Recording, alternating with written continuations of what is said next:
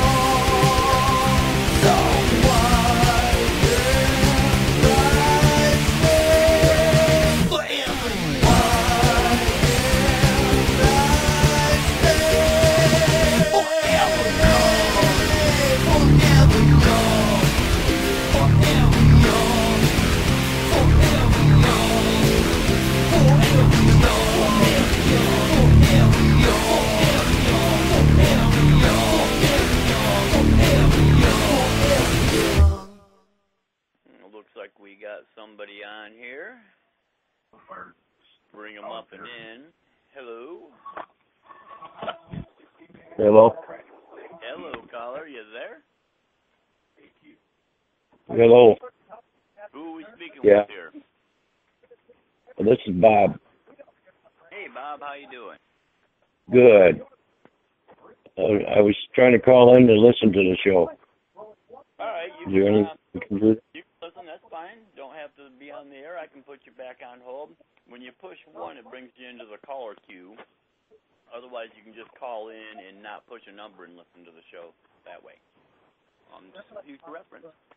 But if you got something to say, by all means, go ahead. Oh, well, yeah, I feel that nobody should be going to jail for a plant. Amen. Amen to that, Bob. Yeah, that's what this show's all about. I mean, at least here in Michigan, we've got a lot on our plate coming up in 2016, and we need to, as a state, decide what's best for us, Right. Daily topic is recreational, legalization, but is that what's right for the state? And that's where my questions came up, and nobody wanted to listen. Nobody wanted to talk, so I figured, well, I'll start a radio show and talk myself. Right. Yeah, a lot of people, this is New York I'm calling? Pardon me? Is this New York? No, we're right in Michigan. Michigan. Yeah, we are in Michigan here. Okay. Yep, I'm with the group MI Legalized. Alrighty. So you're one of the guys with the group working to bring legalization of recreational here. We're trying to, getting petitions around. Are you part of the actual legalized group, or are you one of the petition collectors? I'm just a petitioner. All right, right on. Volunteering my time, and I'm a non-Hodgkin's lymphoma patient also. Sure, right. Yeah, that's a lot of us out here. Bob. I mean, we're all trying to do what we think is the right thing for the state here, and that's, the biggest thing. It's not just the state, it's the people in the state, our families, our friends, our neighbors, our communities. And there's there's a whole lot on this plate, and a whole plate full of food here that needs to be, picked through and talked about, but we only want to seem to talk about one topic, and man, there's so many other things that we need to be talking about that go along with this subject, affect everybody in more ways than one. Right. Yep. Yeah, I'm in Gratiot County. Okay. So you're not too far away. I'm up in Midland No. myself. Pardon me? I'm up in Midland County myself. Midland County, okay. Yep. Usually I listen to Michael Comoran's talk show. Yeah, I heard it. Mal, I tried to tune him in, and it doesn't look like he was on. Here before I went live. I'm still trying. Yeah, I tried to get through too. I couldn't get through, but I was able to get through to you. So. The page said it was waiting for the host to call in. I don't know, Michael. They forgot it was Thursday. Had something come up. I know he's usually pretty good about it, but yeah, I was kind of surprised the show didn't come up. It was just saying it was waiting for the host to call in there just before I started my show. Yeah.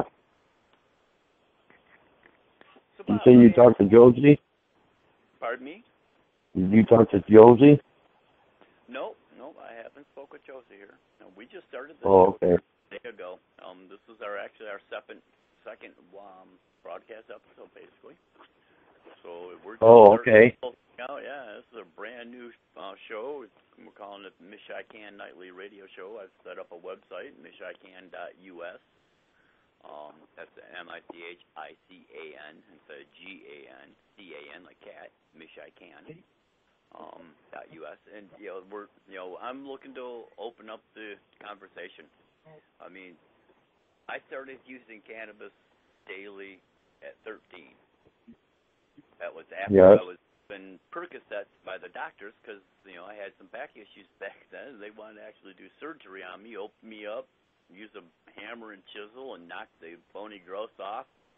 Go through the whole. I mean, at 13 years old, they were talking about what? I mean, yes, I was hurting. I was a little sore, but it wasn't nothing I'd personally seen outside of growing pains. Typical 13-year-old hurting. At least in my right. But yeah, they gave me Percocets, and I took those Percocets. They gave them to me on a Friday. I got them. I didn't take them until Monday before school, so get through the weekend. Yeah. Get them on Monday. I quit taking them Friday.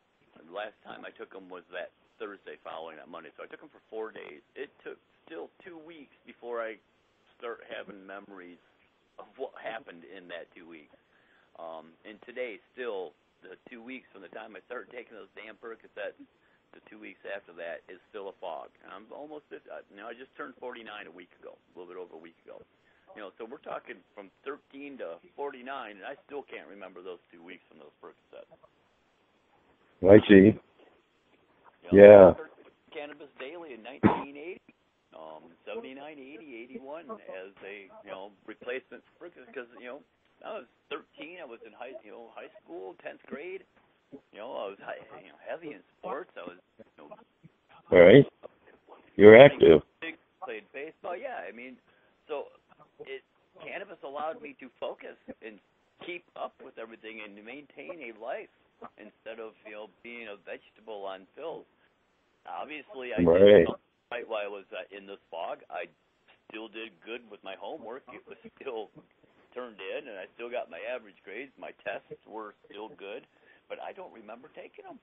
I don't remember writing essay. I don't remember doing homework back then. Oh, and yeah, I see. A couple of days of Percocets, man. So yeah. Right. Way back then. Yeah, they're dangerous. I had a sister that died at 48 years old with a medical suicide due to pharmaceuticals. Yeah, I lost my brother on an accidental overdose, is what they're calling it. He had a little. Yeah, that's what they call it.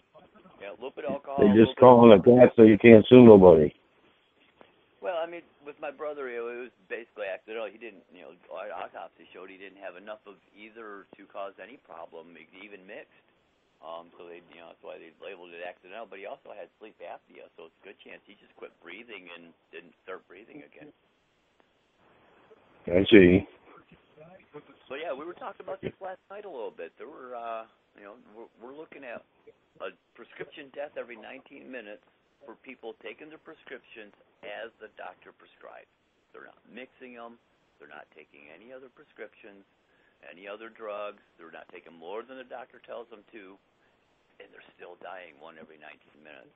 And that's one of the parts I mentioned last night, that statistic does not reflect.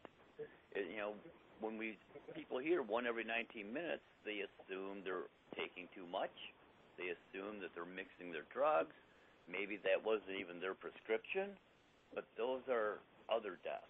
That one every 19 minutes statistic comes from the numbers of those who are taking them as prescribed, and that's scary. Yeah, it is. We can understand people. I can understand people mixing them and taking more than they're supposed to, or because they forgot. Hell, my brother, sometimes I had to watch him once in a while because he would think he, didn't take his medicine and he only took it an hour ago, and he's trying to take another double dose. And I'm like, no, man, you took it an hour ago. Trust me. Right. Yeah, that's hard to tell. With that mind altering so bad, they don't know whether they took them or not. They just go ahead and take them. Oh my God, yes. I mean, we're talking about the effects to our children. Oh my God, the cannabis, they might actually get high. They're so out of line with the prescription drugs. This would be a step down from the buzz they've lived under. I mean, it's crazy. Yeah. Oh yeah. Another thing is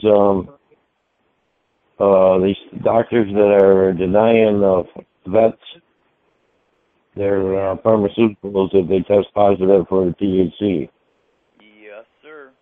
I can talk to relations in my family that have that issue. They're in the vet system, and because of that, they won't. They can't step outside of it because of all the tenure they have wrapped up into it. Correct. For the vets, it's much like the guy who's working the $120,000 a year job. One little hiccup in that side of the park, and they lose it all. They lose the home, the pension, the tenure, the time served, all of it. And that's just insane. That's awful. It's it is. Yeah, ignorant at its most. Yeah. Yeah. You got to get the federal to come down because all these judges are using the federal law for alibi. Well, I mean, there's a whole separation of federal supremacy clause that really, quite truly, doesn't apply because the federal supremacy clause really boils down to intrastate commerce. That would be commerce between, say, us and Ohio. Doing this commerce between the states, but commerce in the state is not regulated by federal. What is regulated by federal when it comes to in-state commerce is the the Constitution. Basically, make sure you're not discriminating against people on certain things, and we're seeing a lot of that on certain other issues. You don't discriminate, but when it comes to the federal supremacy clause, there's only so far the feds can do it. And as one case in point in Kentucky.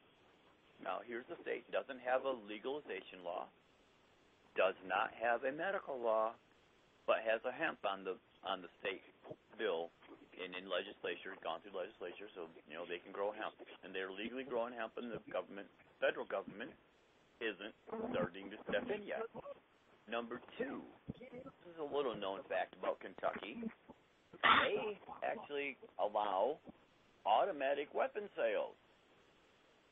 In Kentucky, you can be a weapons manufacturer, an arms manufacturer and dealer, and sell automatic, rapid-fire, full automatic weapons to your customers, your Kentucky citizens, because it's all interstate commerce.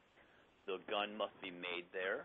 It must be sold there. It can never cross state lines, because the minute it goes outside of Kentucky, now you're in federal law territory.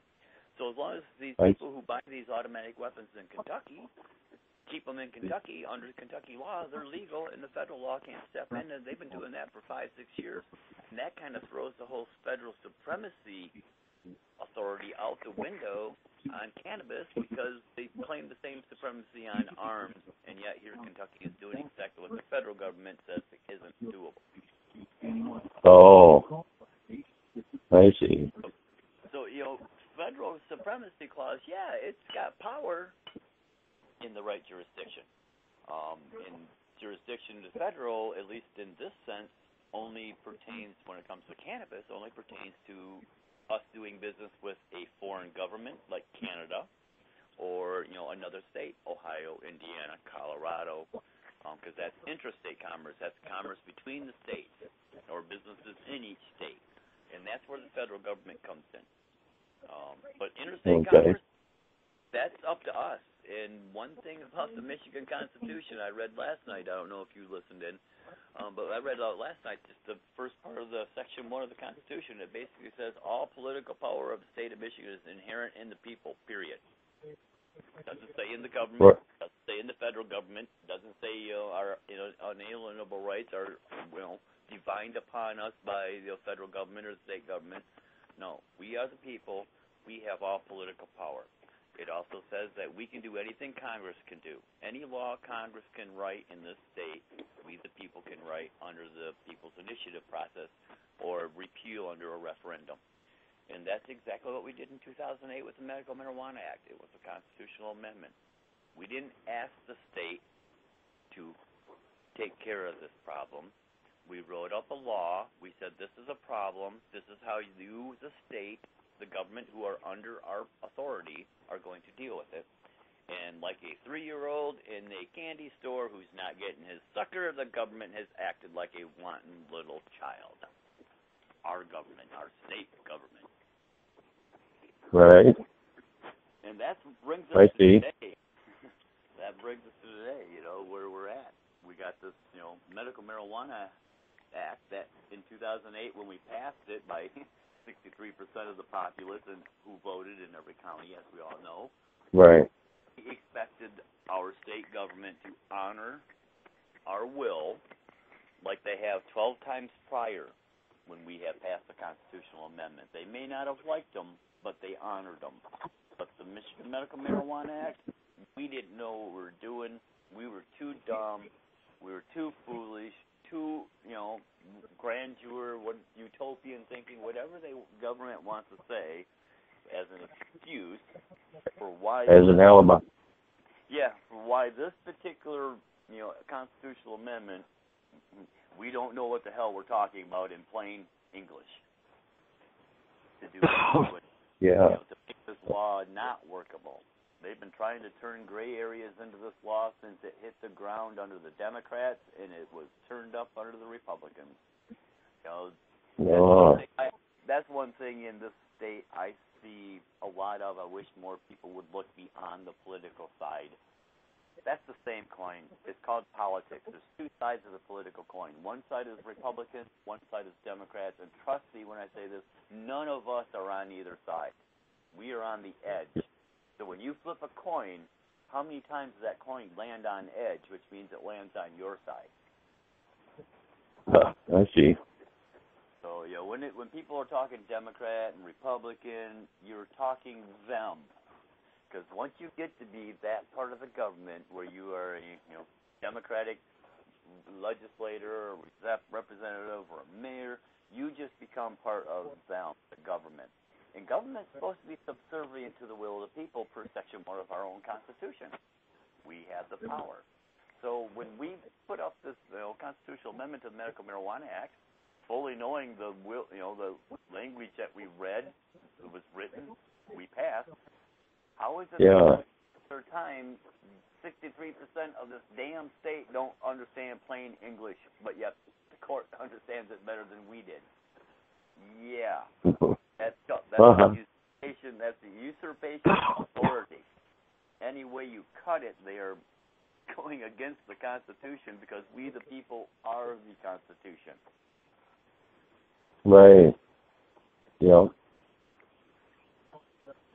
Yeah, it's a tough way to go, but somebody's got to do it. Well, that's about what it's down to, Bob. You know, we tried to do it. We made our baby step in 2008, in my opinion. You know, in 2008, we called that baby step the Michigan Medical Marijuana Act. And had that baby step, which really, as I said last night, wasn't a baby step. It was a bold step out onto the platform. I mean, we didn't tip right. out there. This state stepped right out into the medical marijuana field, put the best law that could have been on the books, and the state has torn it down because they cannot allow us to have that kind of power. Because once we realize we've got that power, they know we've got every other power that they say we don't have. Right, I see. Well, we should have it. Yep, that is politics in its grandest form. Oh, I see. So, we've got these three groups. You're reflecting petitions for MI legalized. There's MRC and MCC. Now, MRC, I believe, is the one that hasn't done anything as far as petition-wise yet, but I believe MCC is out there collecting, and I had heard numbers that they had like 40,000 signatures in the first 2 weeks, which means they're on their way. 252,000. MI legalized needs 252,000. And should MCC or MRC, whichever it is, throws their hat in the ring, they're going to need the same thing because what's being passed there is a legislative initiative. Basically, instead of making a constitutional amendment, they were making a law, giving it to legislation, and telling legislation to implement it. Where with the Medical Marijuana Act in comparison, we made the law, we told the state this is what it is, follow it, but they have refused. And that's where we're at. I mean, that's basically what beat us this last 6 years. I've seen somebody popped up a documentary based out of Michigan here, just hit Facebook today, and one of the stats in there that was being touted is since the Medical Marijuana Act, marijuana arrests have increased, and I believe the number was 400%. That's 4 times many people being arrested in 2015 than was in 2007 before the act. People Damn. that. I didn't vote for that. I don't think you voted for that, Bob. I don't want to speak for you, but I can confidently say I don't think that's what you wanted or intended or expected. Right. No. And I guarantee you, I'll be brave and say all 63% who voted yes in 2008 didn't expect that. Probably a little crazy to think that one, but I don't think that people expected more arrests from this, considering the very first line of the act said because 99 out of 100 arrests are for minor possession only of an ounce or so less, we're going to enact this law and take away those arrests.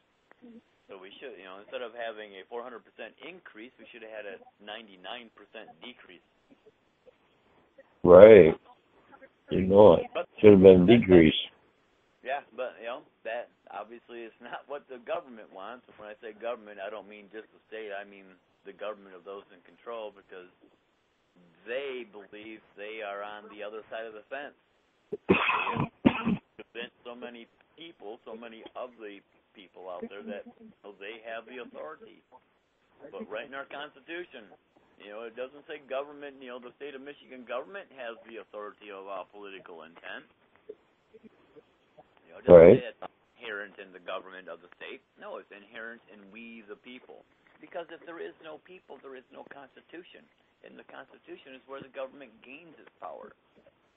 It doesn't have the Constitution. The government is created by the Constitution, and the Constitution is created by us.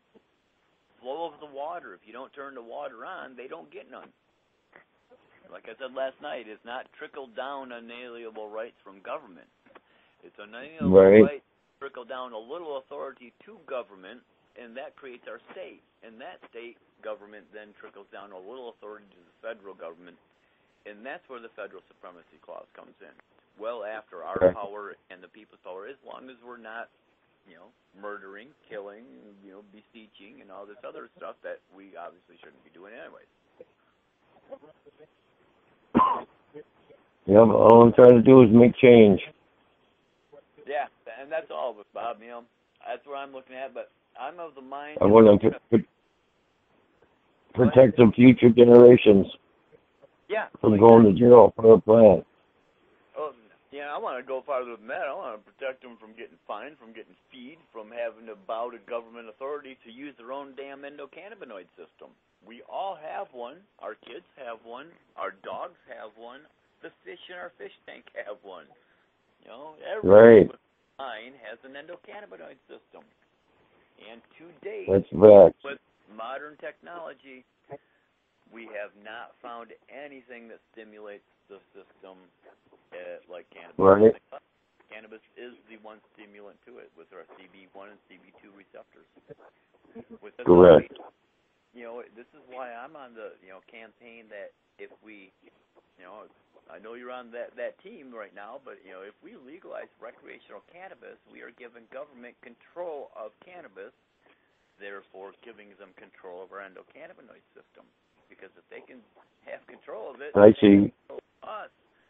And I would rather see it turned back like it was, what people today say is utopian dreaming, but it was only in 1935 when that utopia was reality before cannabis was even prohibited at the onset. I mean, it was 13, but it really never started taking effect until 1937 when they passed the Tax Stamp Act, and then started arresting the farmers, moving their cannabis to go get their stamp. Right. The first setup, the first government setup on cannabis was entrapment, because they passed the act. See. They passed the Stamp Act in 1937 and said, okay, you can move your cannabis, but you can't move it without the stamp. So you had to go get the stamp. But in the process of going to the government place to show them your cannabis to get your stamp, guess what? You moved your cannabis without a stamp. That's entrapment. Right. Simple. Yeah. And that was the start of prohibition, on the hard street level. I see. 8 years later, looking at a baby. Yeah. When the government took and went prohibition, they didn't baby step it. Right. There wasn't no we're gonna stop just the imports, and then we're gonna stop just the illegal farmers who aren't are selling on the black market outside of the country. No, man, they took the whole cake and put that sucker in the fridge and didn't even leave a crumb. Yeah. Damn. That's awful. Yeah, it is. I don't see how we can. I don't see how we can baby step our way out of that with legalized recreational cannabis myself. That's asking the rapist not to be so mean when he's raping you. The government ain't going to care. They've showed us how much they care with the Medical Marijuana Act. How can we give them a law and say, okay, make it better. Okay, we're giving them outlines. You can do this, but they're going to be able to make changes because when we make a legislative, initiated amendment, we aren't changing the Constitution as much as we are telling the legislature, our state legislature and our Senate to fix it. I see. I mean, we're giving them guidelines to fix it, but they're going to be able to fix it how they see fit. And then with the legislative amendment, they only need 50% on most things. Vote. To make a change. So if they want to change something, yeah, it might stick for a couple of years, but 2 years down the road, all they need is 51%, and they can change anything in there. Yeah. So they can't do that with a constitutional amendment, which is why they've had to fight so hard and work behind the closed doors of the Medical Marijuana Act in an effort to make gray areas out of it so they can call it bad law. So they can get rid of it. I see. This conversation isn't just about the guy sitting at home smoking a joint getting high. It's about the plastic. It's about the paper. It's about the cloth. It's about the cancer cure. It's about the big business and the hurt that they would get, that they would have today. Yeah, there's so many benefits. Yeah, I mean, there's so many things. Look at the prison industrial complex. Since the war on drugs in 1972, 1, 2, or 3, I think it was 72, 73 when Nixon officially kicked off the war on drugs, the prison industrial complex has grown probably by 10,000%. I mean, it's ended as much as GM, Ford, or Staples has. Yep. And 60% of people that are in a prison, not a jail, not incarcerated in holdings, waiting for trial, but in the prison system, are there for nonviolent drug offenses. 60% of them. Yeah, that's bullshit. That's a lot of people. That's a lot of people sitting in prison right now who are not. That's for sure. It's too many. One is too many. Yeah. Well, especially for nonviolent drug offenses, because, quite honestly, our Constitution is supposed to protect us putting things into our own body. I mean, our founding fathers were often quoted, with, we can't let the government take control of the things we eat because, if they control the things we eat, they'll control everything. And they are. They control the food. They control the medicines. And they control the air we breathe now with the EPA. There's shenanigans going on. Thanks for making the river yellow, by the way, out there, guys. That was a great job, environmental. Yeah. Yeah, there's their protection. Went down the river. Yeah, I hate to say it, but that river spill is a prime example of what the government will do when you give them law to take care of for you. I see. That's they destroy it. Yeah, that's it. It don't make any sense. It's not like we hire the stupidest people in the world and elect them to put them into the system, to be our representatives, our mayors, our prosecuting attorney. We hire competent, intelligent, often, successful people.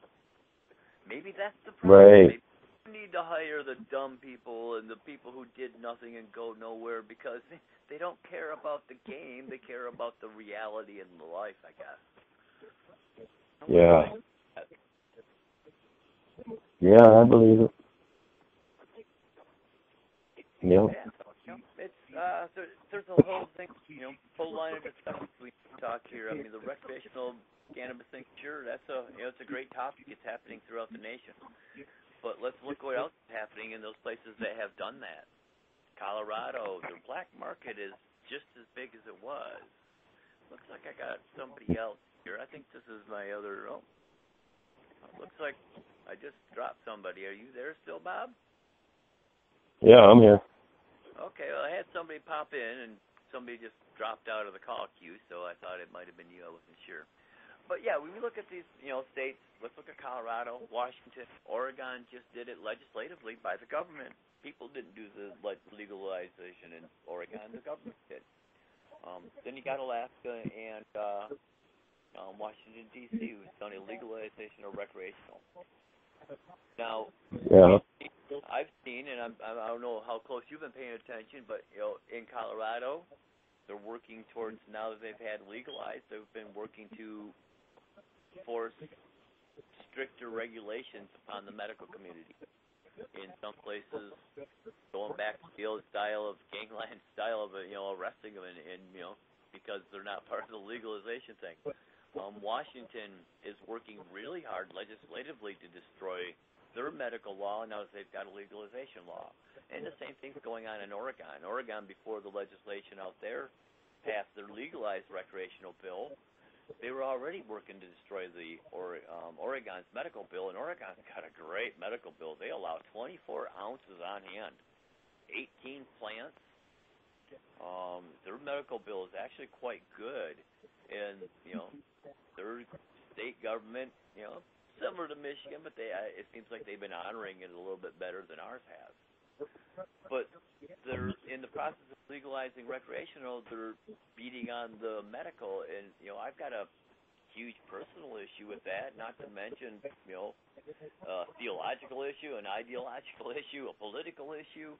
in that respect, because this is government trying to take control over our own bodies, and they don't have that right. It's our right. Yeah. Yeah. It's a plant. Nobody owns it. Well, that's what it's supposed to be, but boy, they're sure trying. GW Pharmaceuticals sure has some patents on some plants, as well as our own U.S. government. But, of course, it's not the plant itself. What the U.S. government actually patent is the process. Because they can't patent a biological thing, what they can patent is the process for, say, extracting the oils out of that plant, or the individual chemicals and what they have found on them, and making up new versions. This is where GW Pharmaceuticals is really in the game by patenting new strains, because what they do is they're taking strains, they're crossbreeding them, and then because they crossbred them under a business license, they can call that a new breed that they developed, and they can patent that. So they patent all their own breeds, and then the government leaves the heritage breeds, illegal. Well, guess what happens? Everybody's getting their breed plants from the business, not the ground where the heritage is at, because heritage is legal. And just like our farmers are today, forced to go buy their seed from the store instead of keeping some from their crop and replant it next year, they got to buy it every year. And this is what I see coming down the pike, in the idea of legalization of marijuana under the recreational pretense and many other pretenses. The government wants to have 100% control.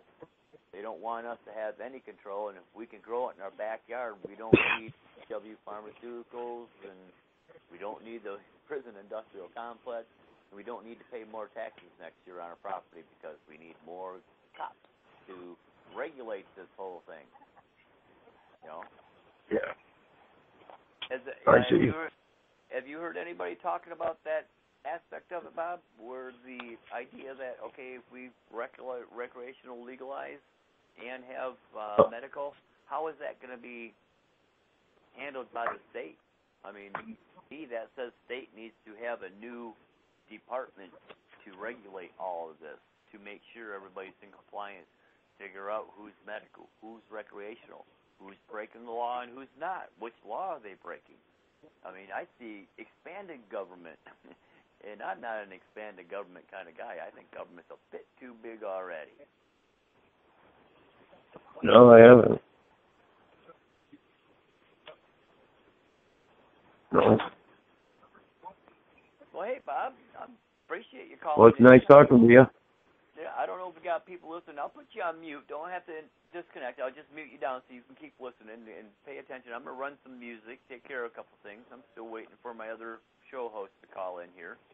If anybody else is out there wants to call in, the guest number is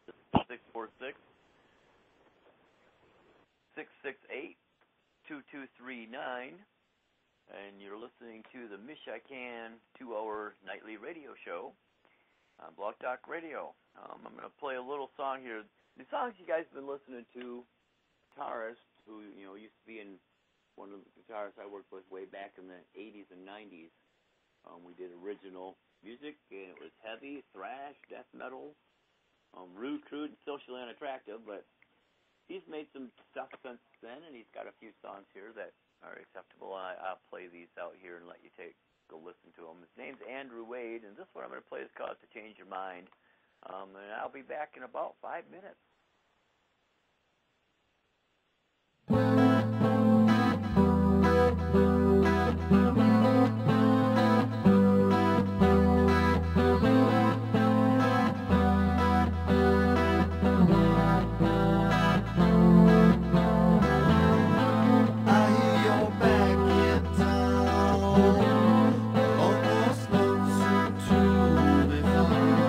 Little did I understand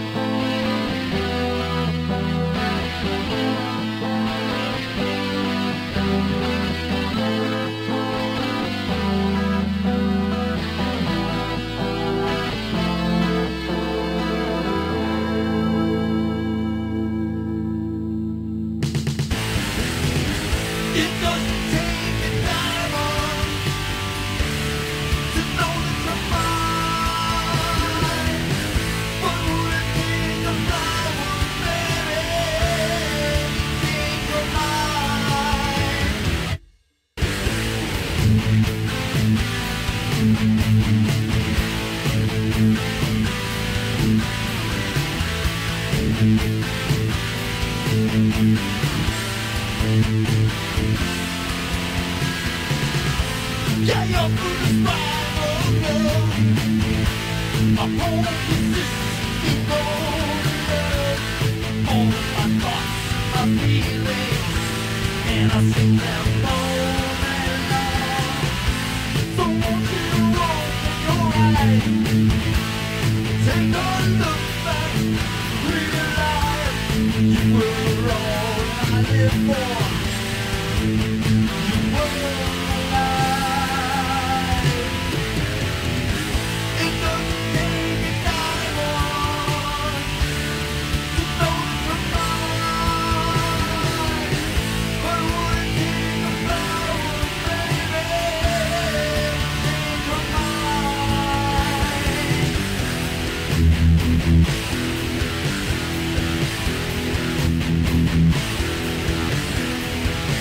I can't live without you. I can't live my life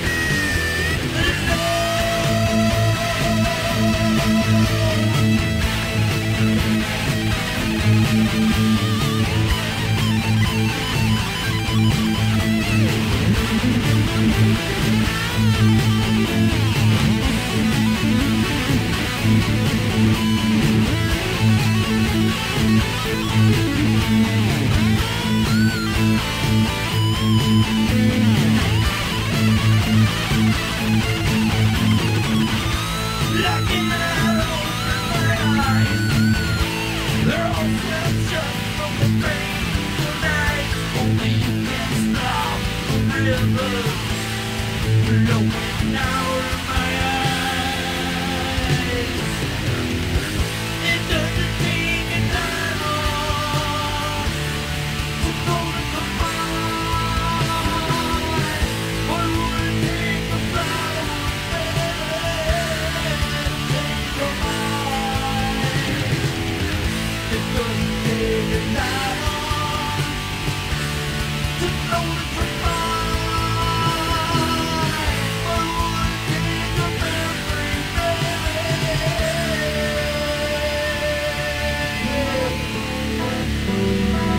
change your mind?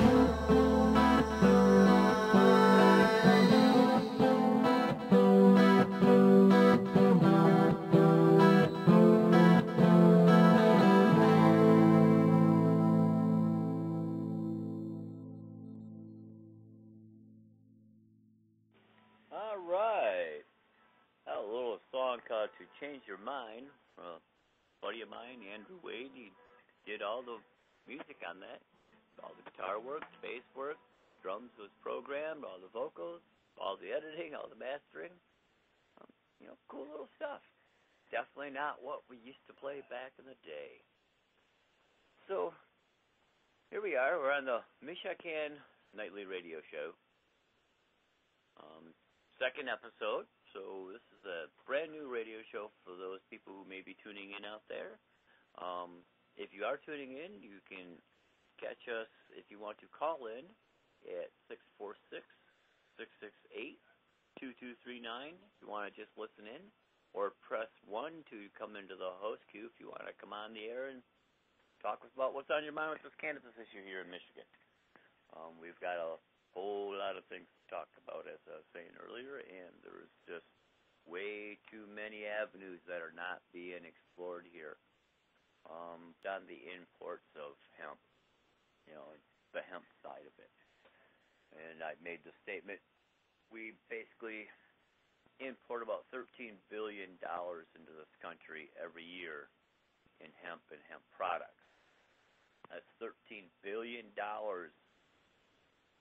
of item that could be grown in our own fields right here in Michigan and across the country.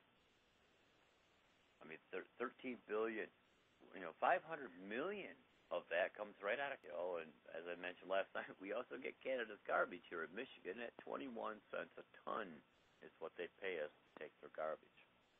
So 21 cents for every 2,000 pounds for garbage and 10 to 15 for a couple pounds of cannabis.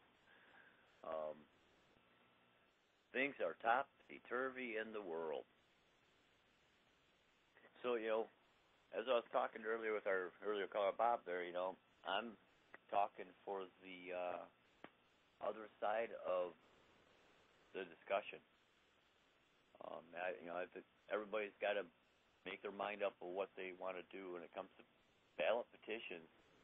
It's your constitutional right to read and sign, or not read and not sign any of them, or all of them, or none of them. Whatever you want to do, that's your right. Sign them, don't sign them, read them, don't read them, be active, don't be active. That's all on you. That said, nobody can tell you you should or should not sign any petition. I would hope you would read them and understand them before you sign them. It's your vote, it's your right to sign any petition you will do or do not want to. Now, with that said, the point of knowing, what's going to happen, we all think we have a good idea of what may happen with legalized recreational cannabis. Regardless of whose proposal, which group's proposal out there may or may not make the ballot, regardless of which one may or may not make the election, the recreational discussion is limited to recreational legalization discussion. It doesn't talk about anything else. Bob and I earlier were talking about the cancer. Anybody who's in this, who's done their modicum amount of research, who's taken a look, that there's no way that we cannot talk about this, but yet we don't. Got a caller here. It looks like might be one of my co-hosts, possibly. Let's see what we got here. Hey, Tim. Oh, no, that's Dom. How you doing, Dom? This is Murray. Murray. Hey, Murray. Oh, sorry. I thought it was Dom's. Wait a minute. That ain't the right phone number. Murray, how are you? Hey, not doing too bad. Is this Tim? Yes, this is Tim. Well, nice to talk with you, sir. Nice to talk with you. Yeah, I'm having a hard time picking you up on my computer, but I had your number here, so I'm going to call in there and get in here on the show and talk about what we're doing here and what we're working about. Well, what's on your mind, Murray? All right. What we want to talk about is getting ready for going out and getting our names and signing up people on sheets and stuff. I know we haven't started yet. When is our startup date? We got a chess match here in this situation. We Okay. got a 6 month time frame to collect signatures from the date of the first signature collected. That starts your 180-day sale signature clause with ballot petitions. Basically, that says anybody that signed a petition turned in after 180 days after that signature will no longer be valid and counted, because in the last 6 months that person could have died, moved, changed their mind, anything. So they got a signature clause. So the minute any petition campaign starts collecting signatures, they've got 6 months to meet their goal. Now, they can go on beyond that. They can go to 7 and 8 months, but if, say, they go 7 months, they're not quite there and they need more, what they end up doing is losing every signature they caught in the first month and have to make those signatures up with the other signatures behind in the 7th month. I understand. So we got pretty much a 6 month window to play with. And we got a little late starting this game. Honestly, we should have been having this conversation last July in 2014, because then we would have been in more time to could have actually launched early spring and took through the best part of the year and took our 6 months. But we're getting a little later starting the game. But the other groups didn't really start until June, so their 6 months is ending just before Christmas. I hear you. When are we going to start? I am planning on starting in December. In December? Okay. Right. Because we're going to deal with winter. You know, if we started in June, we're going to end in winter. If we started I hear you. work through winter. I don't want to be out there October, November, December, January, February doing that. I would rather start in January or December, work through the Christmas season, I hear you. the holidays, and then come back after the holidays, and then just start hitting the ground pavement, working into the warmer season. Gotcha. What have we got for our counties? Have we got any people signing up to be the leaders in counties around or large cities? No, I've had any some people. States? Of course, we're just getting started on this. I just got a website up at www.MichICAN.us. We have a section down there that will be for petition gathering. It's real light spattering right now. We've only got a handful of people up there, and some of them are spam bots. Okay. Said, yeah, there's 3 or 4 people, including myself, who have, said, yeah, when things are ready, I'll, work this county, and a couple of them have said they'll be the county leaders to help kind of control the county with petitions, make sure everybody's got their information, doing everything right, everybody's, not doing anything that's going to cause any problems with them legally. So we do have some, but that is what we got to grow. There's 83 counties in the state, and it would be great to have people in every one of them, because we're looking at a constitutional amendment for 20,000 signatures to get on the ballot. We need 70,000 more than the other guys in the legalization. So, yeah, if anybody that's out there who's listening who does want to help gather petitions, or if you'd like to be a petition leader, go over to www.MichICAN.us. That's MichICAN.us. MichICAN. MichICAN. Gotcha. Okay. Like Michigan, but with a C instead of a G. Gotcha. MichICAN.us.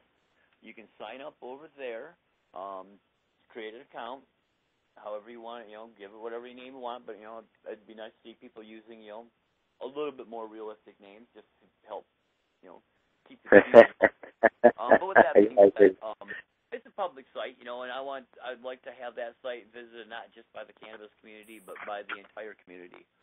Absolutely. I agree. So, yeah, as things go, I want to fill it up with a bunch of the most pertinent information. And I got a section in there that's under password.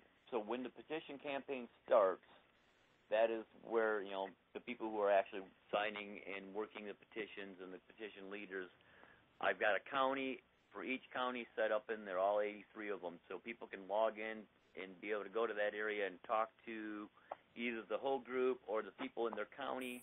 There's going to be information there for all the ins and outs of what we need to know and do and, to make this campaign a success and hopefully get our 320 and get on the ballot. We want to do that. I'm just concerned about making sure we get everybody in the, each county people ready, all the county people ready who are going to be circulating the petitions. I want to be in on that. That's another reason why I wanted to wait a little bit. We could have jumped right out of the gate and just started slamming things down as the other groups have had and try to throw things together as we're collecting. It's a little haphazard, in my opinion. I'd rather get a little organization set down, I think so. If we start in December, we still got 3 months of organization, of getting people aware of what needs to be done, the talking points, the ins and outs of the petition. I think we need to meet and lay down a strategy that we can all agree on and go forward from there.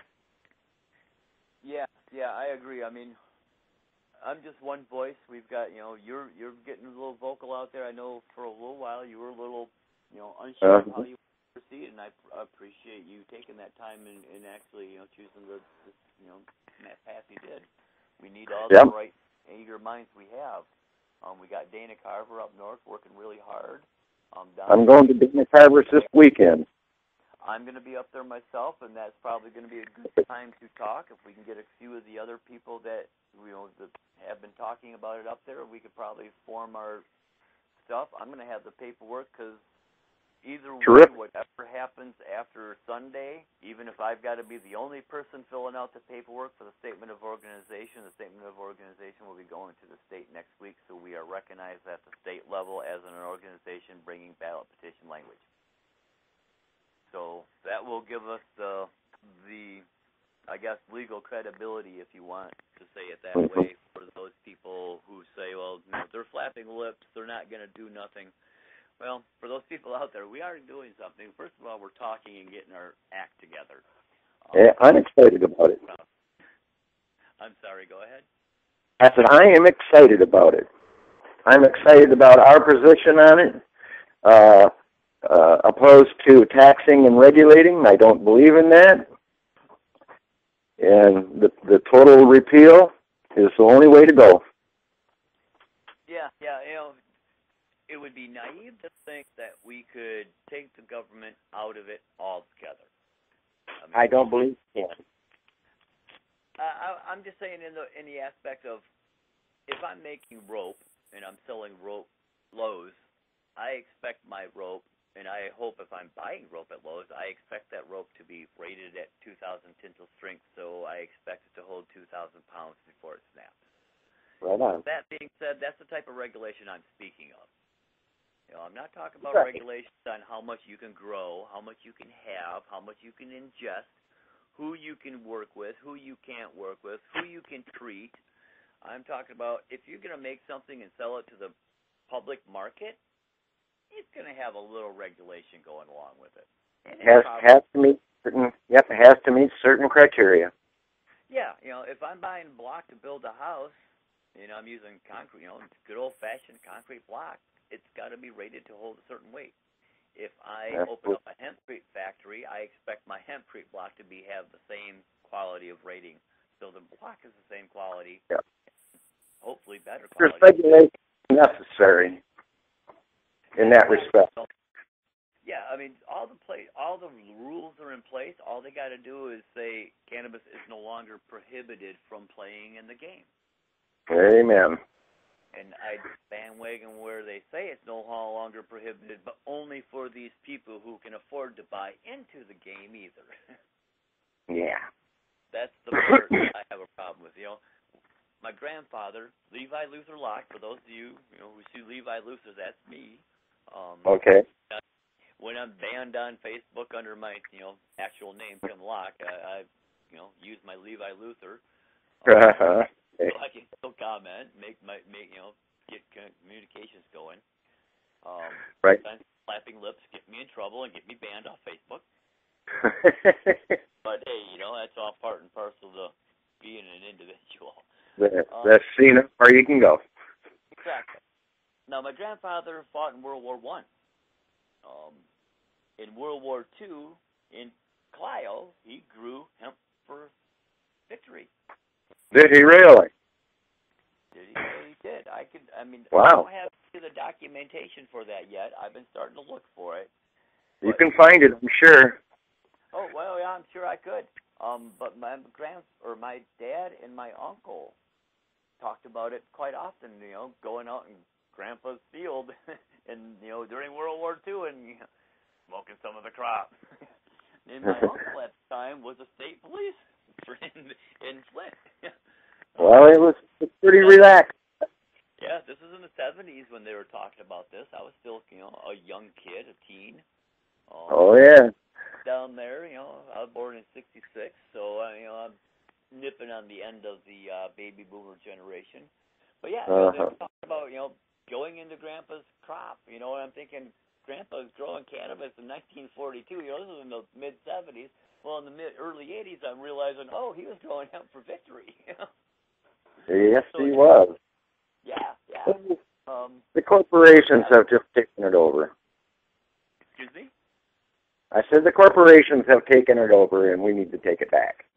Yeah, that's it. And that's exactly what the whole thing was about in 1937 with the Marijuana Tax Stamp Act. It was, the corticator was just patented, and, they're talking about the $10 billion agricultural crop, which would have hurt, the newly DuPont.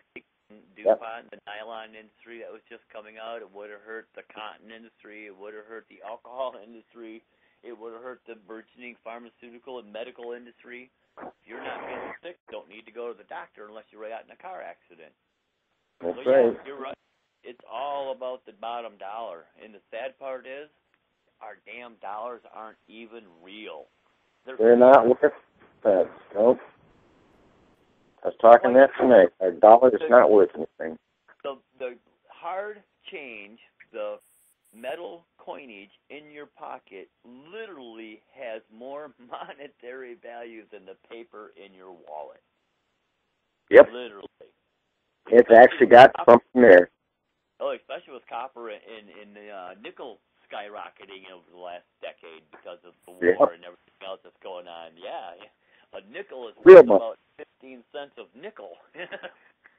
Yep, real money. So yeah, real value. Yeah, it was real value. Yeah, and quite literally, coinage is still under constitutional authority of the of the Congress. So it is legal tender. It's the only legal tender in this country right now. Quite honestly, or constitutionally legal tender anyway. Absolutely. The Federal Reserve note is about as full as an empty envelope. So yeah, all this for the fake money, monopoly cash. I was talking to a gentleman tonight about how empty our dollar is. I said, it's about ready to collapse. I said, we have nothing backing it up. Absolutely nothing but the Rothschilds and their word. Well, we got things backing it up. What we got backing it up is all the property, all the buildings, all the infrastructure that they're trying to lay claim to as theirs because they pay this fake debt that we don't owe. A debt that we don't owe. Yeah. I need to talk to you some more. When I was in grade school and junior high and high school, they taught me you cannot pay a debt with a debt. I can't borrow money from you and then pay you with an IOU. But the Federal Reserve note is an IOU. Yes, it is. So how do we pay debt with a debt? How is that possible? That was the idea when they put us in debt. Every day. Yeah. Anyway, I'll tell you what. I'm going to let you go. I'm going to let you get back to your show there. I look forward to talking to you here at Dana's this coming weekend. Yeah, that's going to be a fun event up there. Yes, it is. Yes, it's going to be a wonderful event. But it's going to give us a chance, too, to get together and kind of bounce around some ideas on going out and getting signatures and getting prepared to get signatures. Yeah, we're at that stage. We got 3 months before December, and right on. Get our statement of organization, get ourselves organized with the state, legalized there. We don't have to, but I do plan on sending the language to the Board of Canvassers so it relieves those legal hurdles, and we're assured hopefully they legitimately count the signatures and don't do any shenanigans on that. But yeah, we want to jump those hurdles because I know you know, and I know pretty sure most people out there listening, anything that we pass, it doesn't matter if it's petition we're talking about, one of the legalized petitions, unless it's the MRC one that gives everything to the state's going to challenge them. Hell, we may even get challenged from Ohio and Indiana if you look at what's going on in Colorado. I see that. Other states are challenging other states' right to be legal. Yep. You got cannabis in Utah, I think it is, challenging Colorado in federal court for the legality of recreational cannabis. Pretty crazy. That's our tax dollars and our government at work. Isn't it beautiful? Yeah. Well, all right, Tim Luck. I will see you this weekend, and we fight for abrogation prohibition. Yes, sir. And it was great talking to you, Murray, and I can't wait to talk to you this weekend. Yeah, we'll go over some stuff, and I'm eager to hear Chris Ann speak over there. I've been following her for the last few months, and boy, that woman is right on her money. Yeah. Oh, yeah. Thanks, Murray, for the call, and call in any other time. You want me to just put you on the mute so you can listen in? Certainly. All righty, sir. Thanks for the call, and we will talk at you shortly. Thank you. Have a great night. You too. All right. Murray, one of the guys that are talking, repealing prohibition to the idea of Abrogate Prohibition, Michigan. For those of you out there who aren't aware, abrogate's kind of a old word. It's not been used for, a couple decades, if not more, but it's very well used in the idea of law. It's in pretty much all the constitutions, absolutely in our state constitution, as well as noted a few times in the federal constitution. But definition-wise, it's pretty simple.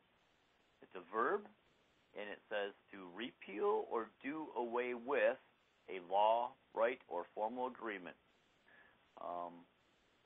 What that basically means is, to take care of and, undo laws that need to be undone.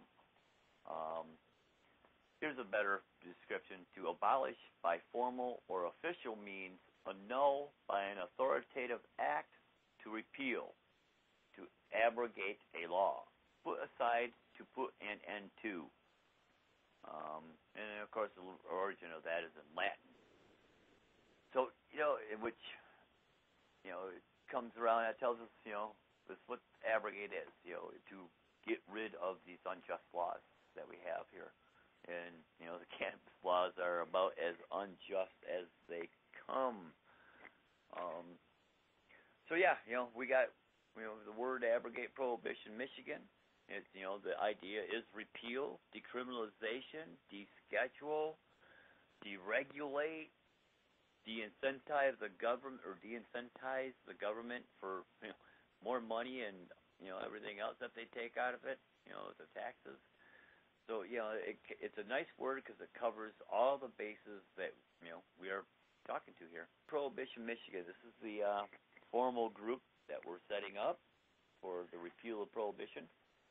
And as I was talking to Marie earlier, the scheduling, we got a chess match here. What's going on? We could deal with this, and I thought it best that we maybe start this thing in December and work into the warmer season instead of starting in the warmer season to work into the cold.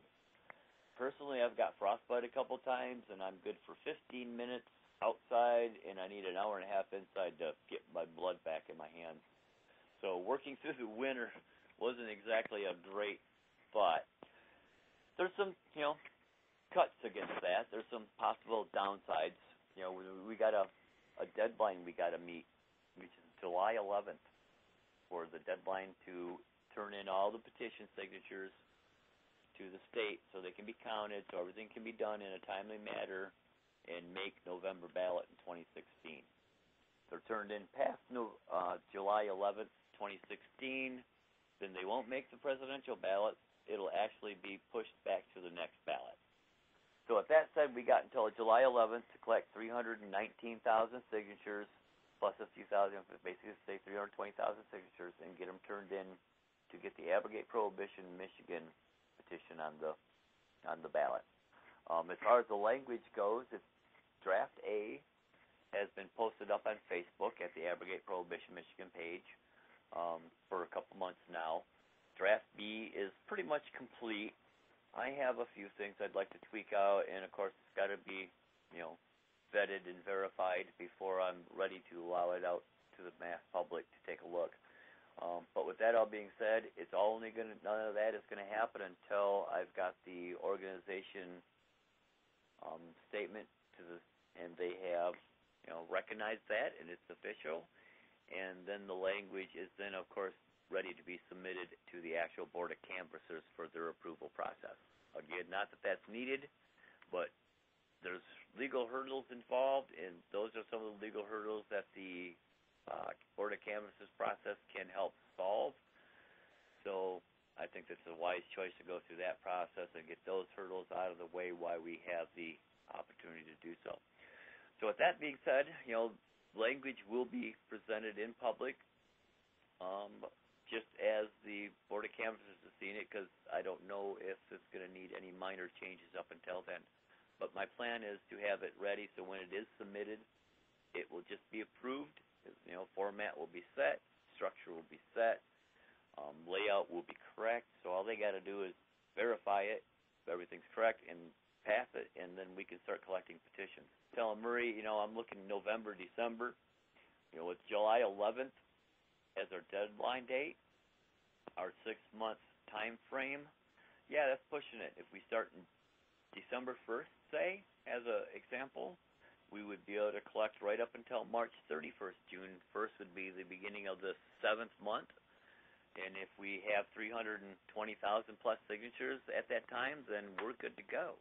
If not, then we only get a month of spare time to lose signatures that we collected in December because of the stale signature clause, and then gain those signatures and whatever we're behind in the month of June. But we could start, say, next week. We could start, say, September 1st, but we're going to be collecting for 6 months, right through the midst of winter, and I know I don't want to do that. I think most of the people out here who are going to be working this campaign, as well as any of the other ones, would rather not be out there in the middle of the winter. But time frames being what they are, and the legislation laws and the rules of people's initiative being what they are, we've got basically a 1-year window, 11 months. And 6 months out of that is when we got to collect all the signatures. So, the calculated risk was start now, work through winter, or start in winter and work into summer, and I think that's the best possibility. And, it is what it is. Of course, if you guys got other options, other thoughts, I'm all ears. Give us a call, 646-668-2239. You can push 1 and come into the caller queue, and I'll bring you on air. Or if you just want to listen, don't push 1 and keep listening. About what we got going on here. There's a lot of things between now and the start of this petition campaign that we're talking about to get going. A whole lot of discussions we can have, a whole lot of education. The masses of people, like we were talking about last night, there's probably a lot of them in the closet and just keep quiet. I said about 50%. That might be a little high, but 30% pretty much. I'm confident that 30% of the state is closeted users of one way, shape, or form. And I would think that's actually larger. Now, with that said, a lot of these people, won't do anything until it's actually on the ballot, because our ballots are supposed to be private. Clause that will probably pull the lever when they may not sign the petition. So, we all have our, all these groups pushing for one form or the other of this cannabis issue. We all have our work cut out for us. But, honestly, what we're doing, we're not in competition. I've been hearing that a lot. Oh, you guys are in competition. You're trying to, take, signatures away. Sorry, no. That's not at all. That's like saying voting Libertarian, causes the Democrats to win because the Republican didn't get that vote. That's chicanery, Bernays, psychological babble. Your vote is your vote. It's your right to vote where you vote, and if somebody doesn't like it, they're just making excuses why they don't like your vote. But they can't claim they don't like your vote, so they have to say it's something else. To vote whatever you want. You get the right to sign your name to whatever you want. That's your inalienable right to be foolish or unfoolish to sign whatever you do sign. That's why the fine print comes in, and you're always supposed to read it really well. Because a lot of people sign their name and don't realize what they signed until after the fact, and that's the wrong time to know it. So when you're out there signing petitions, I don't care what it is. It doesn't matter what the petition is. Read it. Ask questions of the petitioners. If they can't answer them, maybe you want to hold off on signing until somebody can answer your question. Let's not forget, we were told we got to pass it to know what's in it when we're talking about the Affordable Care Act, and geez, it almost brings me to a loss of words. We got to pass a law to know what's in the law. That's like saying we got to give in to King Henry before we know what King Henry wants with the guillotine. I don't know about you, but that's not the storybook I read. So yeah, decriminalization, repeal. This is where this radio show is geared toward. The MichICAN website, web forum is geared towards that discussion, that effort in the state of Michigan for 2016. We got this idea of baby steps, but we went through that last night and talked a little bit about it earlier. I liken it to getting your rapist to be a little kinder while he's raping you. I mean, it's insanity at its worst. Nonsense, quite literally. So yeah, there's just so many different things that we could be discussing that need to be discussed here. One of the issues that I bring up when the community at large was asked to ask any questions that they had is how does legalization, regardless of the group, regardless of the petition, regardless of the language on the petition, what do they do for our homeless people, our homeless vets? I did a little research a month ago and was quite shocked to see that local in the state, according to state records, there are about 100,000 people homeless in Michigan right now. That's a big number. That's 1% or 0.1% of the population. Sound like a lot of people, 0.1%. But when you say 100,000 people, ladies and gentlemen, that's the number of people we have patients on the medical cannabis or medical marijuana act, registered patients, about 100,000. That many are living without a home. How does recreational help them? Where do they grow? If they don't have a home, do they have a job? Do they have the money? These are the most downtrodden among us, and where do they get their help? Compassionate people is where it's being left, as far as I can tell, which is great. We need that. Times that seems to be a personal commodity that sadly doesn't seem to be as in high demand, or it's in high demand, but it certainly is not in high commodity supply as it used to be. Compassion used to be, what everybody had. Heck, you finally see people holding a door open for people anymore. Common courtesy and compassion went out the window. So, when I think about this, I got a buddy of mine that's homeless right now, and he is a vet. Honorably discharged, wasn't on active duty when he served, but a vet nonetheless, and homeless nonetheless, and a medical marijuana patient here in the state. Registered. So I've been helping him as much as I can, but he's in a predicament. He doesn't have a secure locked facility, and underneath the recreational proposals that I've seen, that looks like what they'll need is a secure locked facility. So, how do these homeless people get help if they can't have a secure locked facility? Is the shopping cart nailed to the ground underneath the overpass a secured locked facility? I don't think Leo will see it that way. I might, but they wouldn't. Government certainly wouldn't. So yeah, this is one of the questions that, I asked that I was, not answered on. So, that's just one of 100. I'm not the only one answering questions, and I'm not the only one going unanswered. The answers come as, well, we just need to baby step right now. Yeah, no. Bailing yourself out of a sinking boat with a thimble when you got a gallon a minute coming in isn't the answer. Michigan, our forefathers who created this state in 1835, our grandparents who came into the state, worked the state, institution of the state, and bring it into the 20th century and now into the 21st century. These people weren't. Old Michiganders don't pussyfoot around. we like to just do it and be done with it. And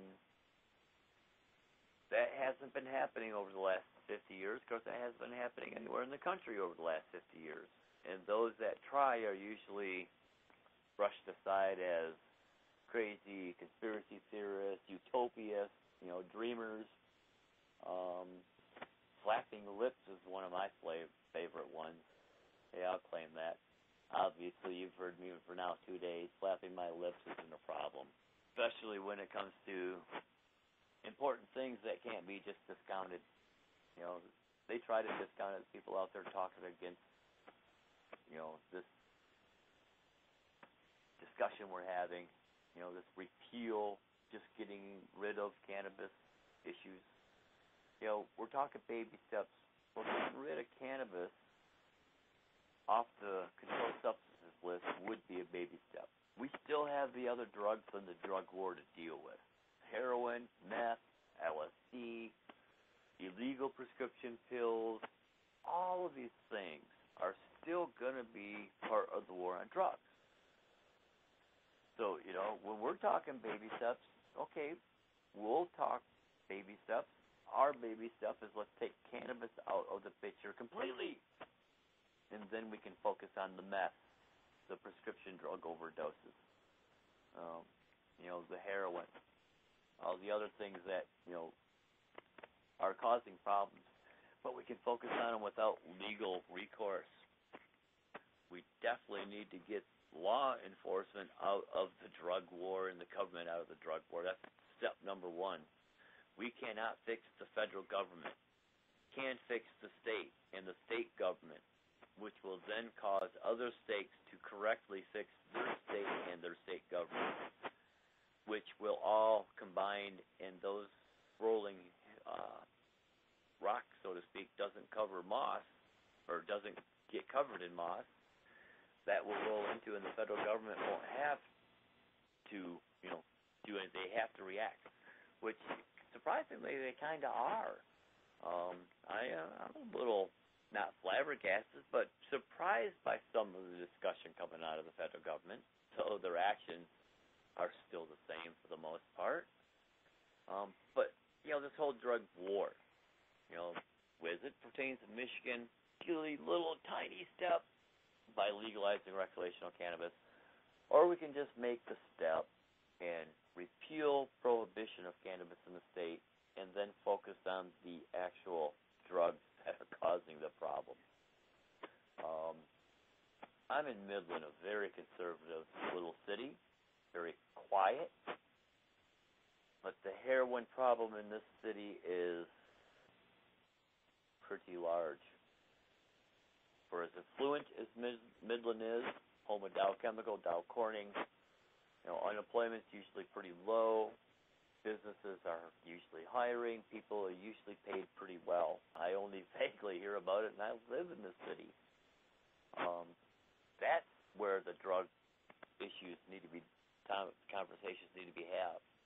This idea of, wasting all this time, money, effort on even tickets for cannabis is stupid. Sorry, I'm going to say it. It's stupid, stupid, stupid. That offends you, I don't know what to tell you. You should not be fined. You should not be ticketed. You should not be arrested.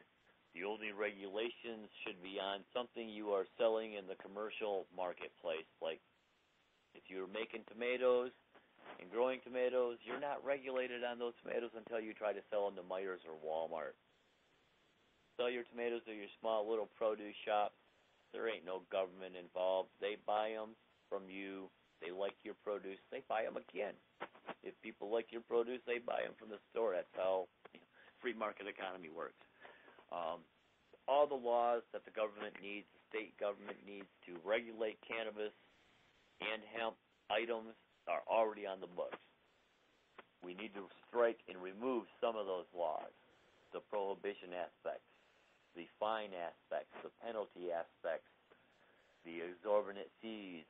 We need to take it out of the court systems entirely and out of the police and law enforcement guidance and governance hands.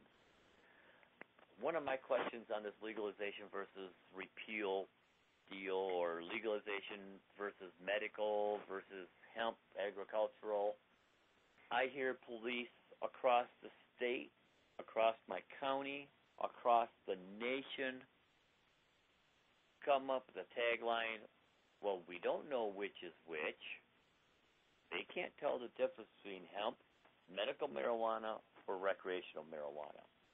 So how's that going to play out after 2016? We see how it plays out with the Medical Marijuana Act currently. I mean, now they are trying to say, cannabis oil extracts off the plant is the same thing as meth. It's an analog. It's, an unknown chemical. And this is how the state in the last couple of months has been actually making some arrests over certain counties, and some people are going to court. I've heard of a couple cases come up in the state where people have been arrested and they have been charged with an analog as if they were making methamphetamine. And all they were doing was extracting oil off the cannabis plant like you would do for dandelion wine, or you would extract your essential oils out of lilac or eucalyptus or any of the other plants and herbs out there that people extract oils out of daily. They're trying to say this is an unknown. So this is how our government is acting. This is how they behave. This is how they have broached and applied their limited authority, which has been applied well beyond the realm of what they actually have authority to. And the reason it's continued is because we have allowed it to continue. I've allowed it. You've allowed it. Everybody's allowed it because we haven't talked about it. We've allowed the voices on, the talking head groups, the fountainheads as I refer to them. In 2012, there was such a stinking uproar in the state about the atrocities going on by the state and the medical community. There were thousands of people who were looking for the heads of the lawyer groups in the state to bring charges against the state, a RICO Act, anything, something. But all we got were crickets. For the whole year of 2012 and most of 2013, every time somebody tried to put up a conversation to have a protest down in Lansing, to fill Lansing, we can't do that. That's all you heard from the talking heads. We can't do that. We can't do that. We're working with them. It'll piss them off. It'll make them mad. That sounds like the same thing I hear today when we talk, what we talk in here with this idea of abrogate and repeal, when they say, they won't let that happen. It's the same bull crap. Because it is bull crap. They won't let that happen. They don't have a choice. The state did not have a choice in 2008 with the Medical Marijuana Act. We made our statement, voted on it, we passed it, and from there it went into law. They didn't like it, and we've seen how much they didn't like it. They're actually committing crimes. Now, I'll say this is my opinion, but I think we all know they're committing crimes, breaking the Constitution of this very state to breach the act and the law that we passed, the constitutional amendment called the Medical Marijuana Act. Had that amendment went through the way it was passed, the way we understood it as the general public, those of us who voted on it by 63%, it would have outshined even Oregon's medical marijuana law. Because while Oregon does have more plants and more, possessions, I think they can have, like I said earlier, I think it's 24 ounces. They also have a few more restrictions on their law than we got in Michigan. Our law was modeled kind of after the Maine law, and we got a little bit more, pretty much the same as what Maine had, but there were some slight modifications because of state law between Maine and state law here in Michigan. But, if that law would have been honored by the state in 2009 when the Democrats were in power, and they would have implemented it the way we expected them to implement any other constitutional amendment we have passed in the state, That was the 13th that we made, or the 12th maybe, with the Abrogate of the helmet law. We wouldn't have this issue. It's come to the point now where our own Supreme Court in the state in the last couple months have issued opinions that are almost contrary to themselves. And one of them said itself, in the Missouri opinion, said, right in the opinion, in contrast, this court finds that, the opposite of the McQueen was true in that the act was broad and general and should have been included recommended patients. It didn't say registered patients. It didn't say Laura-approved carded patients. The opinion from Justice Bernstein clearly said recommended patients. Now, a recommended patient, as we all know, is somebody who just went to the doctor and the doctor has said, yes, cannabis can benefit your illness, your condition. Here is my recommendation for it. There's no state involved there. There's no LARA. There's no registry. There's nothing.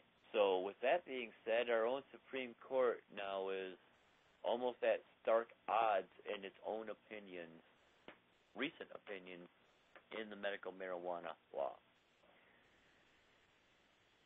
Why is that happening? Well, if you look around at Colorado, Oregon, Washington, D.C., which didn't have much of a medical act, I don't think, and Alaska, since they have legalized recreational cannabis, recreational marijuana, they have been working overtime, double time, and even factions of the recreational community in those states are now jumping on board trying to eliminate, minimize, or extremely limit their state medical law.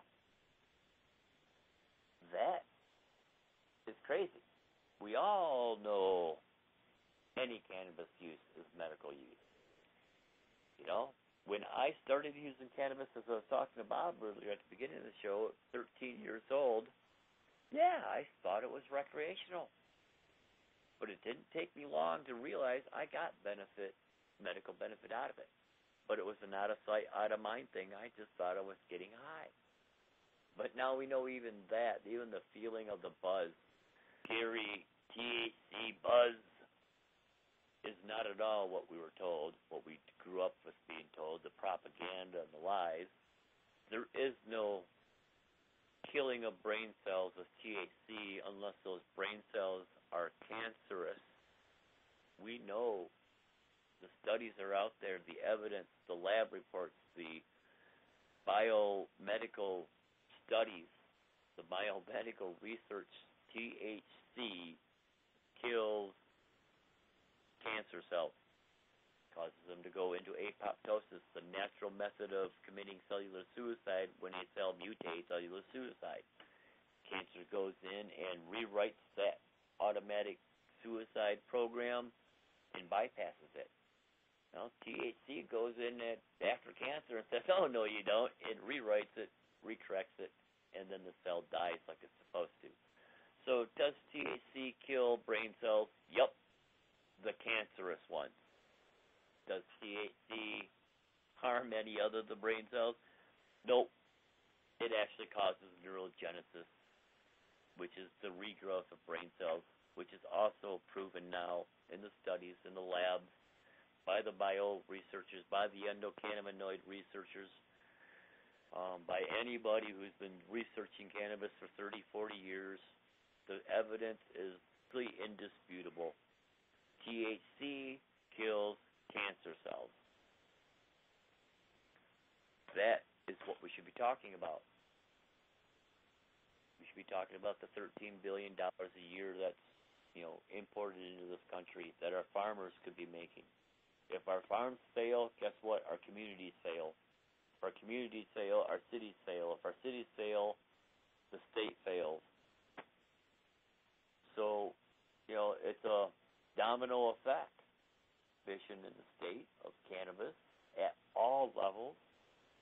We can turn this to the not utopian dreaming idea, but the 1935 and before reality when cannabis was just growing by anybody for the reasons that they wanted to grow it. A lot of people were making their clothing out of it.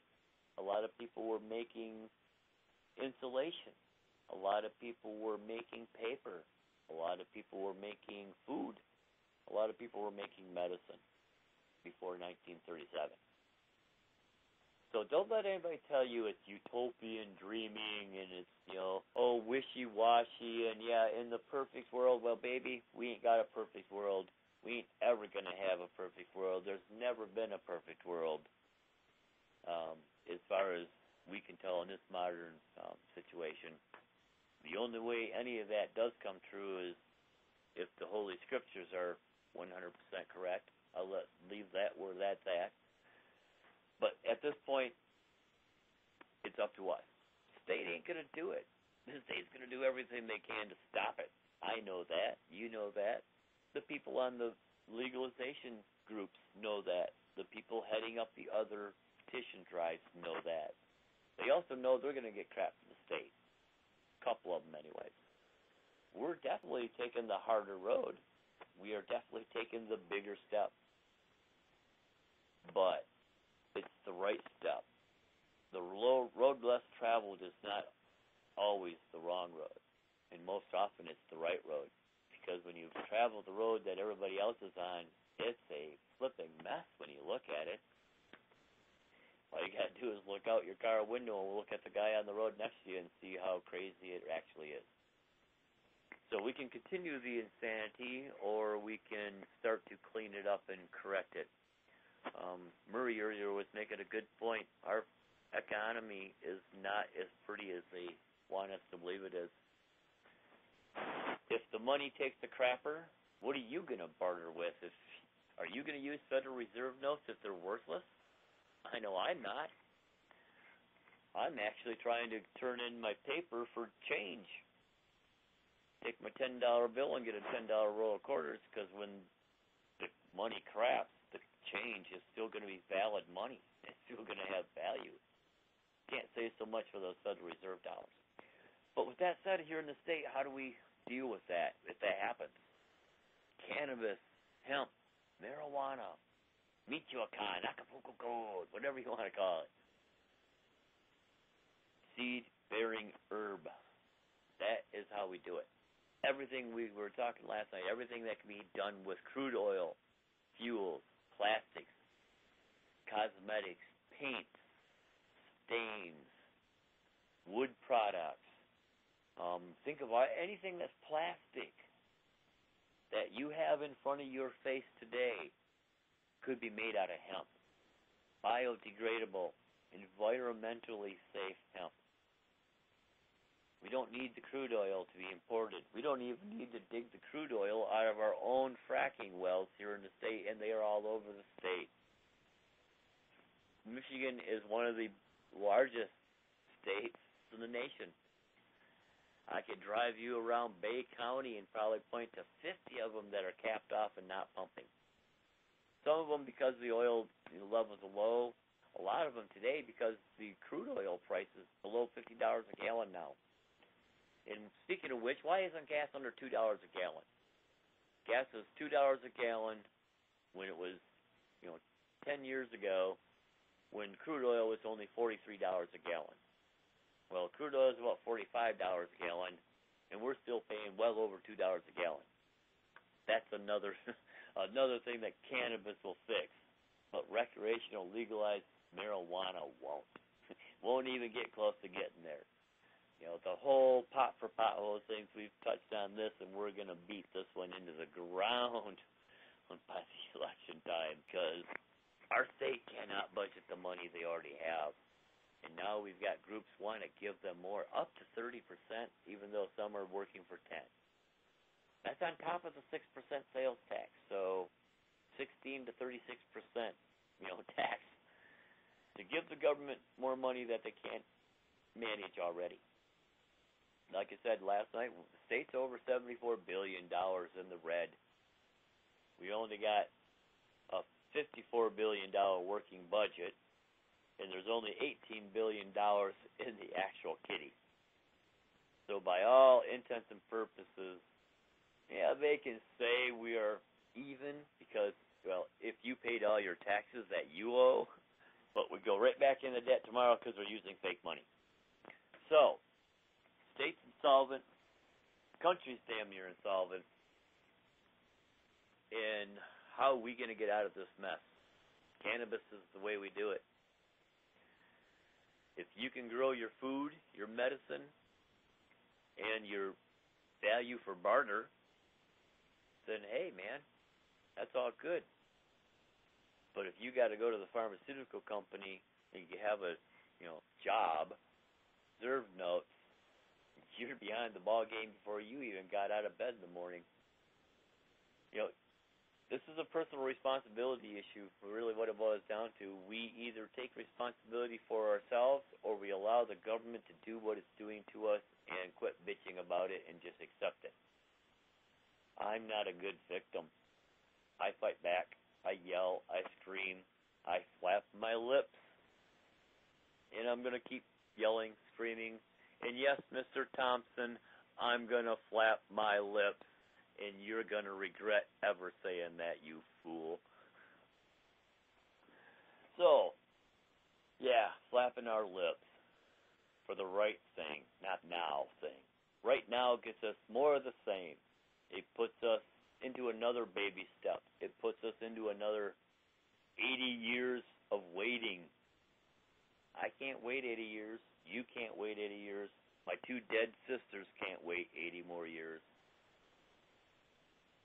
I don't want to see anybody else die. You people out there that have said to my face, Max, I'll call you out by name from the Lansing meeting, I just want to see people die because I won't support MI legalized. Boy, and I'm calling you boy because you're just a boy, wet behind the ears, pissing on the carpet with the rest of the puppies. When you watch your sisters die the way I watch my sisters die, this has nothing to do with not supporting them because I want to see people die. Thank you very much. Yeah, I told you to F off. I did it loud and proud, and I'll do it again because you didn't watch what I watched. You sat there high in your little hog from your law degree school and try to tell everybody the way it's supposed to be. Son, I was smoking cannabis before your mama thought about you, let alone your daddy. So let's not go there. Thank you, and that's all I'll say about that. So, you want to legalize? That's your right.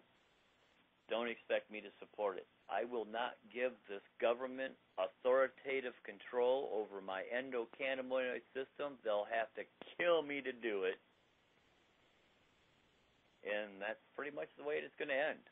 I've already killed my sisters because we know that our government knew in 1974 that THC shrank tumors.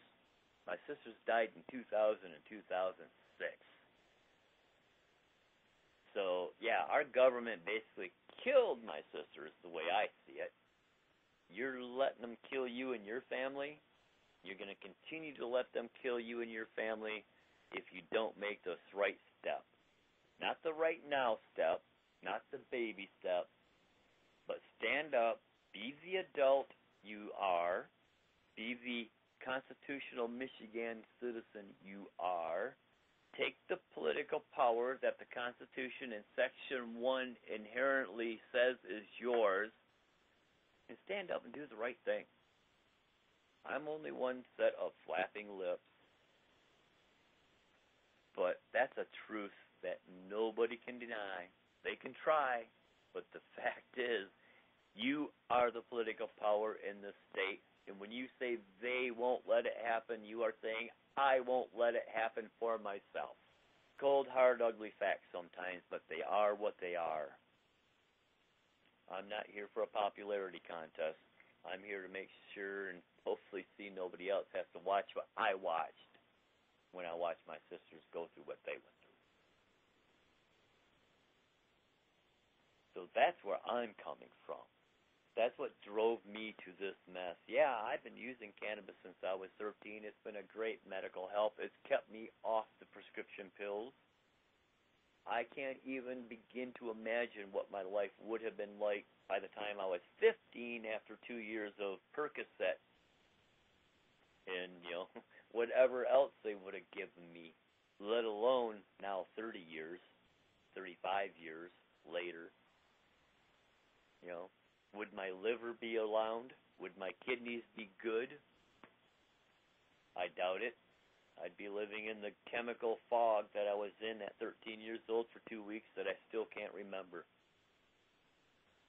So no, I'll loudly and proudly, from the top of my lungs to the end of my flapping lips, say, repeal prohibition in Michigan. Abrogate the laws.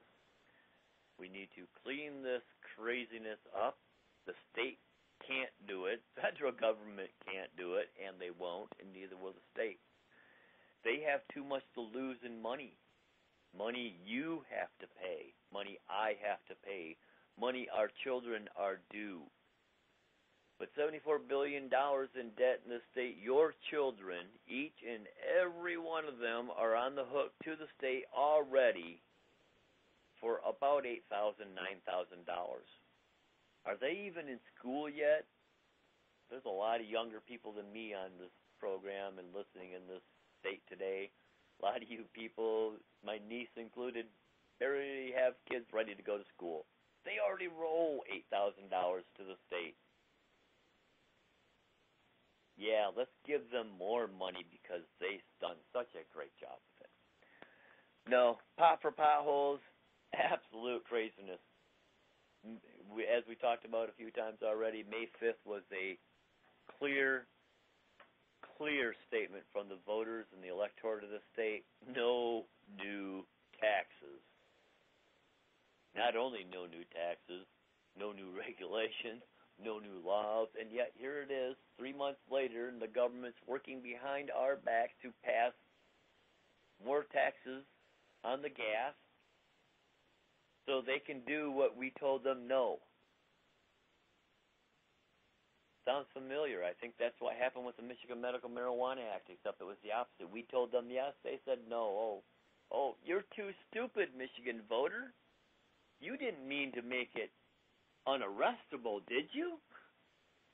The state knows you didn't mean that. Well, heck. There's issues with that. Sure. 60% of the people in prison are there for nonviolent drug possession offenses only. If we no longer are arresting 80% of that 60%, because that's about what our cannabis, cases probably are. About 80% of those drug arrests are probably for cannabis only. Maybe probably 90%, but it'll probably say 80%. So, we take the vast majority of the nonviolent drug arrests out of the system. That's a lot of court dockets that are cleared up. That's a lot of prosecuting attorneys that don't have cases to prosecute, plea deals to accept.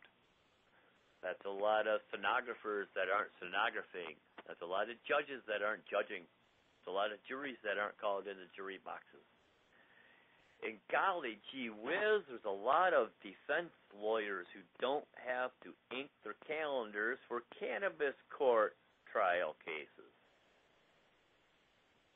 Call me crazy, call me a conspiracy theory, but could they not want to cut their own repeat business? Is why they won't support Abrogate Prohibition Michigan or real repeal? I'm just throwing that out there. It's just an opinion. Don't throw daggers at me, lawyers. I may need you one day, maybe. But with that all being said, TV repairmen in the 80s weren't telling everybody to go buy the new TV that they couldn't repair. They were telling you, no, we can repair that. Buy the old one. These new ones are bad. They cause health issues. And here it is 20 years later, and you can't even find a tube TV, let alone hardly a tube monitor anymore. Everybody's got flat screens, the new technology. And TV repairmen, where are they? Oh, yeah. They're at Best Buy working for minimum wage. So, yeah, I understand, guys. You've made a great life off this business. But I'm here to tell you enough's enough, and you're included in that enough. Go defend real crimes. I've heard some lawyers over there say, we need to end this. I don't want to be in court. Well, prove it, damn it. Say you don't want to be in court.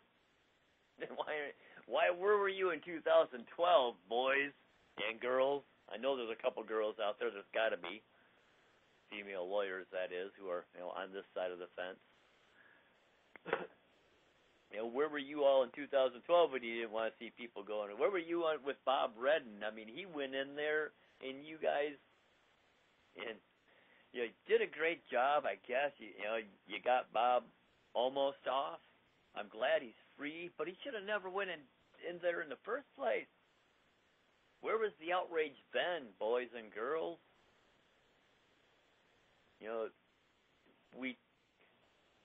The legal system is supposed to hold the Constitution, not slight it and subvert it and work around it for convenience and ink on the court dockets. So, we all got to man up and woman up and adult up here. This has been 2 hours almost here of a second night, a little ranting, a little raving, some deep conversations, some intense, a little disclosures on what we're talking about with this Abrogate Prohibition. This is going to be the main focus of the show. We are talking about repealing cannabis prohibition, not baby steps. It's a baby step. You could call it a baby step because we still got the rest of the drug war. We still got the rest of the government war. But when I say we legalize recreational cannabis, we are giving the government control of your body's endocannabinoid system. I'm not kidding. For those of you that classify yourself as liberals, how much more government did you want in your body this year? How much more Michigan government do you want in your body this year? You legalize recreational cannabis, you're leaving control of it entirely in the government's hands. That's controlling your endocannabinoid system. I don't care how you slice it, how crazy you want to call me. Cannabis is the only natural substance that stimulates your endocannabinoid system, besides the endocannabinoids that our body makes themselves. Can't make because they don't have the means and the sustenance called cannabis in enough supply to make the endocannabinoids that they need. So, we can baby step right into government control of our own bodies. I think that's what we're supposed to be fighting against on this side of the fence. Anybody that calls themselves a Canada activist? Are we not supposed to be talking about getting government out of our bodies and our choice? How does giving government control of our bodies and choice accomplish that? This is, my biggest question, one of the hundreds. Another one of the 100, giving government the control of the entire ball of wax, pardon the pun, but it fits. Get them out of our bodies, get them out of our choices, get them out of our personal health. It doesn't. It can't, and it won't. And that's the hard, honest, cold truth of it. You can call me whatever you need to call me because of that, but, hey, I didn't believe in the mind weed either. Canada wants to grow our cannabis for us in our own minds to do it. And then charge the excise tax to sell it to you recreationally. Oh, what a perverted system we have here. The only way we're going to end some of that perversion is to repeal this insanity. Get it? Take it out of the government's control. For the cops that don't know the difference, we'll make it easy for you. You're not going to care anymore because it's not going to be part of your job description anymore. How's that for fixing the problem? For those cops that can't tell the difference, you're not going to have to worry about it because it's all the same thing. It's all medical. And if it isn't medical, it's beneficial on the industrial down to the last minute here. I want to thank Murray for calling in. I want to thank Bob for calling in earlier. For those groups out there working for recreational, good luck. I wish you all the luck in the world. I won't support you. I'll talk, out against it because you are giving our government control of our bodies, and I cannot support that. Like Murray said, this repeal thing.